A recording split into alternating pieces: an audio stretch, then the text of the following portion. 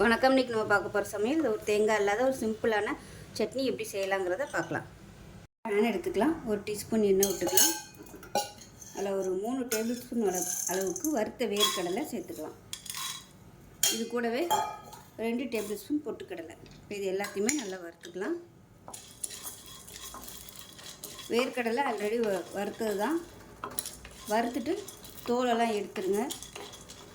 இப்போ லேசாக அதில் வறுத்தா போதும். இது கூடவே ஒரு 4 பல் பூண்டு சேர்த்துக்கலாம். இப்போ அது வறுபட்டுருச்சு. வேறு பிளேட்டுக்கு மாற்றிக்கலாம்.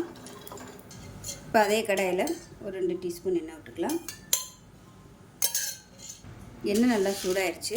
1 டீஸ்பூன் போல் கடலைப்பருப்பு சேர்த்துக்கலாம். 1 டீஸ்பூன் உளுந்து சேர்த்துக்கலாம். ஒரு பச்சை மிளகா, 3 வரமிளகா சேர்த்துக்கலாம். நீங்கள் ஃபுல்லாக பச்சை மிளகா சேர்க்குறனாலும் சேர்த்துக்கலாம். இப்போ இதில் ஒரு 10 சின்ன வெங்காயம் சேர்த்துக்கலாம்.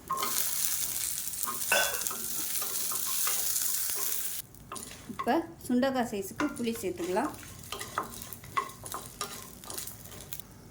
இது நல்லா வறுபட்டுருச்சு. இப்போ பிளேட்டுக்கு மாற்றிக்கலாம். இப்போ இதில் தேவையான அளவுக்கு உப்பு சேர்த்துக்கலாம். மிக்சியில் போட்டு நல்லா நைஸாக அரைச்சிட்டு பார்க்கலாம். இப்போ சட்னி அரைச்சி ரெடி ஆயிடுச்சு. இப்போ மிக்சி அலசிட்டு தண்ணி சேர்த்துக்கலாம். இப்போ நல்லா கலந்து விட்டுக்கலாம். இந்த சட்னி தண்ணியாக இருந்தாலும் நல்லாயிருக்கும். இப்போ இதில் எப்பயும் போல் கடுகு, உளுந்து, சீரகம், வரமிளகா தாளிச்சதை கொட்டிக்கலாம். அவ்வளோதான், சூப்பரான சட்னி ரெடி ஆயிடுச்சு. இட்லி, தோசை எல்லாத்துக்குமே அட்டகாசமாக இருக்கும். தேங்காய் இல்லாத ஒரு சிம்பிளான சட்னி ரெடி ஆயிடுச்சு. செஞ்சு பாருங்கள். செஞ்சு பார்த்துட்டு எப்படி இருந்துச்சுங்கிறத சொல்லுங்கள். வீடியோ பிடிச்சின்னா லைக் பண்ணுங்கள், கமெண்ட் பண்ணுங்கள், சேனலை சப்ஸ்கிரைப் பண்ணுங்கள், பக்கத்தில் பெல் பட்டனை ப்ரெஸ் பண்ணுங்கள். நன்றி.